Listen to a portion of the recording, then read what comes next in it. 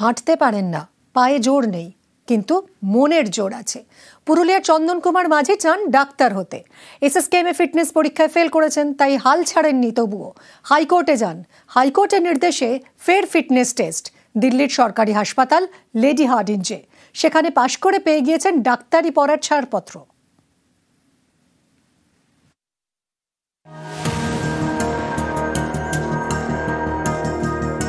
কোমরের নিচ থেকে প্যারালাইজড, হাঁটতে পারেন না, জীবন এগোয় হুইল চেয়ারে।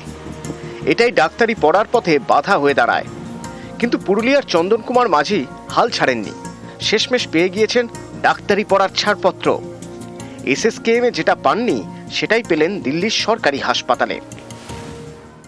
মানে আমার যে ফিজিক্যাল লিমিটেশন এটা অনেক বেশি। কলকাতা হাইকোর্টে যাই, ওখানে গিয়ে আমি এটার ব্যাপারে বলি। ওখানে তারপর জাজ উনি আমার অর্ডার করেন যে তুমি দিল্লিতে যাও, ওখানে আবার রিভেরিফিকেশনের জন্য আমাকে অর্ডার করা হয়। ওইখানে আমি যাই, ওখানে গিয়ে আমার আবার ফেয়ারলি ওখানে আমার খুব ভালোভাবে আমার রিঅ্যাসেসমেন্ট করা হয়, আর ওখানে আমি আজকে পাস হয়েছি।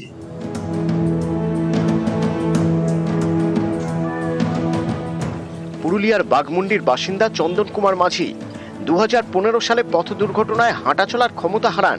পায়ে জোর নেই, কিন্তু মনে জোর আছে। সেই মন ডাক্তার হওয়ার স্বপ্ন দেখে।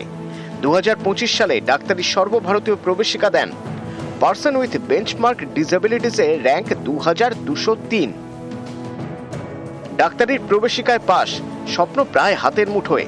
এই সময় ধাক্কা, এসএসকেএমে ফিটনেস টেস্টে ফেল। আমাকে ওরা চেক করেছে, আমার রিঅ্যাসেসমেন্ট করা হয়েছে আমার, যে আমি পিডব্লিউডি ক্যান্ডিডেট কি না।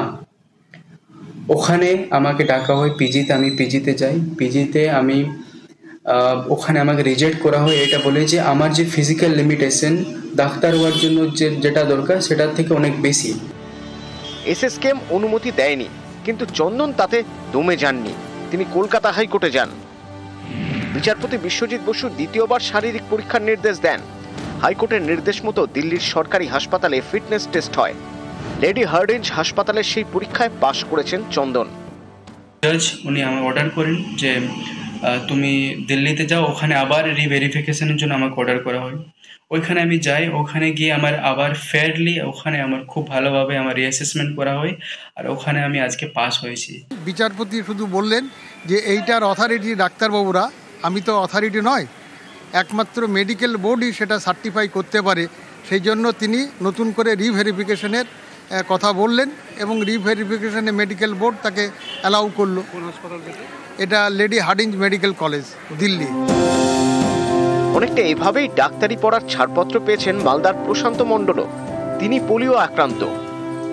এসএসকেএমের মেডিকেল টেস্টে পাশ করতে পারেননি। প্রশান্তও কলকাতা হাইকোর্টে যান। হাইকোর্টের নির্দেশে ফের মেডিকেল টেস্ট হয়, এবার মুম্বাই এইমসে। সেখানে পাস।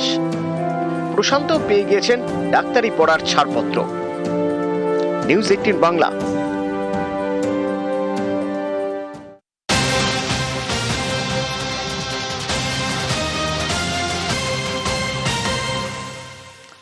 জলপাইগুড়িতে টোটো চালক খুনে জালে 2। হাওড়ার সাকরাইল থেকে গ্রেফতার জ্যোতির্ময় রত্না। দুজনকে গ্রেফতার করেছে পুলিশ। শান্তনুর সঙ্গে কথা বলবো। শান্তনু, কিভাবে এই দুজনকে ধরলো পুলিশ? কি কারণেই বা এরা খুন করেছিল, কি জানা যাচ্ছে? খুনের ঘটনা তদন্ত করে এক কথা বলা যেতে পারে পুলিশ কিন্তু বিভিন্ন সূত্র হাতড়ে বেড়াচ্ছিল, কারণ খুনের কারণটা অনেকটাই অস্পষ্ট ছিল পুলিশের কাছে। কারণ 29 তারিখে, গত আগস্ট মাসের 29 তারিখে কিন্তু এই টোটো চালক কিন্তু খুনের ঘটনা ঘটেছিল। শীতুল রায়, যিনি জলপাইগুড়ি শহর সংলগ্ন মাহুতপাড়া বাসিন্দা ছিলেন, একটি খালের মধ্যে থেকে তার দেহ উদ্ধার হয়েছিল। কি কারণে খুন সেই তদন্ত করতে গিয়ে পুলিশ ধাপে ধাপে যখন এগোতে থাকেন, তখন পুলিশের কাছে কিছুটা স্পষ্ট হয়ে যায় যে তার যে টোটোটি রয়েছে সেটি নিখোঁজ। একই সঙ্গে টোটো চালকের মোবাইল ফোনটি নিখোঁজ রয়েছে। এবং এই দুটোকে যখন পুলিশ যোগসূত্র খুঁজতে যায়, তখন কোচবিহার থেকে উদ্ধার হয় টোটো এবং মোবাইল ফোনটি গত কয়েকদিন আগে কিন্তু হাওড়ার সাকরাইলে বেজে ওঠে। সেই মোবাইল ফোনের সূত্রে ধরে কিন্তু কোচবিহারের যুবক এই জ্যোতির্ময় রায়কে পুলিশ গ্রেপ্তার করে। একই সঙ্গে তার প্রেমিকা রত্না রায়কেও পুলিশ গ্রেপ্তার করেছে। কিন্তু কি কারণে কি জানা যাচ্ছে? দেখো, পুলিশের যেটি দাবি যে যেদিন এই ঘটনা ঘটেছিল সেদিন খুব ভোরে এই টোটো চালকের টোটোয় উঠেছিল জ্যোতির্ময়, কিন্তু তার যে ভাড়ার টাকা হয়েছিল প্রায় 1000 টাকা, সেই টাকা দেওয়ার মতন টাকা তার কাছে ছিল না। এই নিয়ে দুজনের মধ্যে বাদানুবাদ হয় এবং সেই অবস্থায় টোটো চালকের মাথায় আঘাত করে এবং এবং টোটো চালক অজ্ঞান হয়ে পড়লে তাকে তুলে নিয়ে গিয়ে একটি খালের মধ্যে দেহ ফেলে দেওয়া হয় এবং সেই খালের জলে ডুবেই টোটো চালকের মৃত্যু হয়েছে বলে পুলিশ ময়নাতদন্তে জানতে পারে। এবং গোটা ঘটনায় যে খুনটা করেছিল জ্যোতির্ময় সেটা কিন্তু স্পষ্ট হয়ে যায়, জেরায় স্বীকারও করে এবং জ্যোতির্ময় সে জানায় যে তার ভাড়ার টাকা ছিল না, জলপাইগুড়িতে কয়েকজন বন্ধুর কাছে ভাড়ার টাকার জন্য একাধিক জায়গায় ঘুরেছিল, কিন্তু সেই টাকা সে জোগাড় করতে পারেনি। সেই টাকা দেওয়া নিয়েই কিন্তু টোটো চালকের সঙ্গে বিবাদ হয় এবং পেছন থেকে সে মাথায় আঘাত করেছিল টোটো চালকের, রক্তাক্ত অবস্থায় পড়েছিল। সেই অবস্থায় তাকে খালে ফেলে দিয়ে তার টোটো নিয়ে কোচবিহারে পালিয়ে যায় এবং সেখানে টোটো ফেলে আবার হাওড়া সাঁকরাইলে গিয়ে আত্মগোপন করে।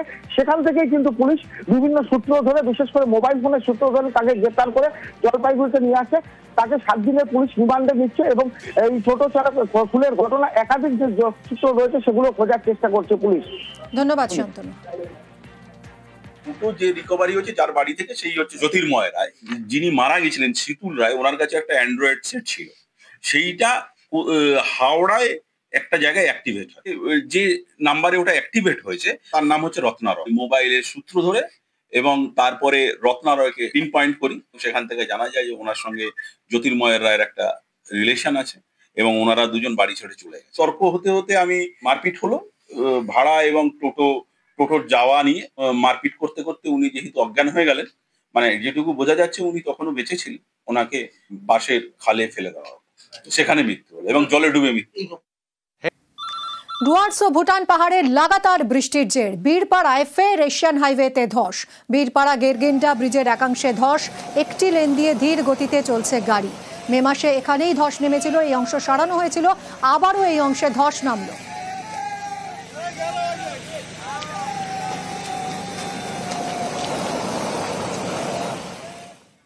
ব্লু লাইনের পর মেট্রোর নতুন গ্রিন লাইনেও যাত্রী ভোগান্তি, বারবার বিভ্রাট, সময় চলে না ট্রেন, কাজ করে না ডিসপ্লে বোর্ড, এমনই নানা অভিযোগ যাত্রীদের। স্টেশনে রেলগাড়িটা মাইপা চলে ঘড়ির কাঁটা। কলকাতা মেট্রো ঘড়ির কাঁটা মেপেই চলতো, কিন্তু এখন আর তা হচ্ছে কোথায়? ব্লু লাইনে ভোগান্তি তো আছেই, এখন মেট্রোর নতুন রুট ইস্ট ওয়েস্টের গ্রিন লাইনেও ভোগান্তির ছবি।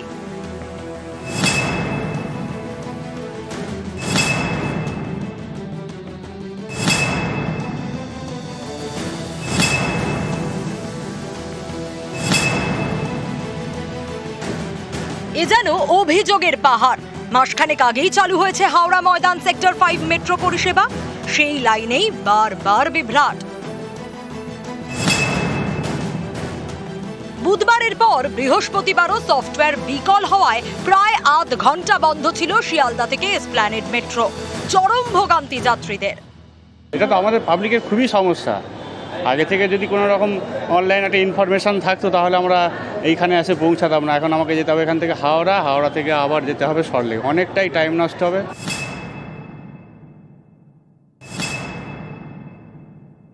প্রবলেমটা হচ্ছে কি, আমরা বোর্ডে দেখেই অনেক সময় আমরা মেট্রো টাইমটা ডিসাইড করি, ওরকম স্কেডিউল করেই আমরা বেরোই। এখন মেট্রো ফ্রিকোয়েন্সিটা অনেকটা ডিস্টার্ব হচ্ছে বলে বোর্ডেও কিছু দেখা যাচ্ছে না, বলে অ্যাপেও ভুলভাল দেখাচ্ছে। সো আমাদের স্কেডিউলটা একটু উলটপালট হয়ে যাচ্ছে, তার জন্য অফিসে লেট আর অনেক কিছু এরকম সমস্যা আসছে। আগে হয়ে যাচ্ছে, কখনো যেমন হাওড়ায় দেখলাম 9:42, কিন্তু সেটা কি বলে আপনার 9:41 এসে গেলো, বুঝতে পারলাম না আগের ট্রেন না পরের ট্রেন। আগের দিনও আমার সেম সমস্যা হয়েছে, আজকেও সেম সমস্যা। মানে এসপ্ল্যানেড থেকে যখন উঠলাম তখন ডিসপ্লেতে আমি কোনো টাইম দেখতে পাচ্ছি না। তো এই সমস্যাগুলো আমাদের প্রতিদিনই ফেস করতে হচ্ছে, জানি না কবে এটা ঠিক হবে।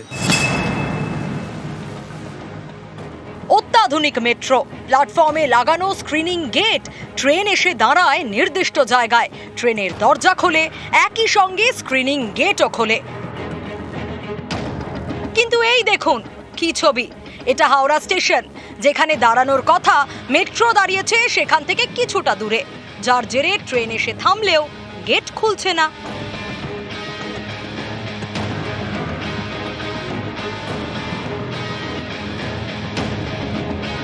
শেষ পর্যন্ত গেট খুলল, কিন্তু তারপরও বিভ্রাট। হাওড়া স্টেশনে মেট্রোর গেট দুদিকে খোলার কথা, এই দেখুন একদিকে গেট খুলেছে, কিন্তু উল্টো দিকের গেট তখনও বন্ধ, উঠতে পারছেন না যাত্রীরা।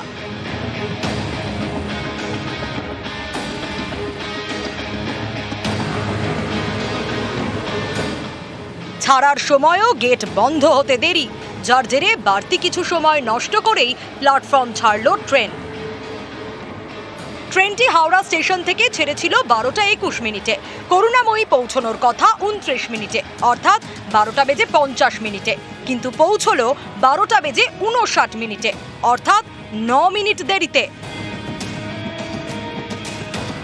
উত্তর দক্ষিণের পরে পূর্ব পশ্চিম মেট্রোর নতুন রুট, কিন্তু সেখানেও চেনা ভোগান্তি। নিউজ 18 বাংলা।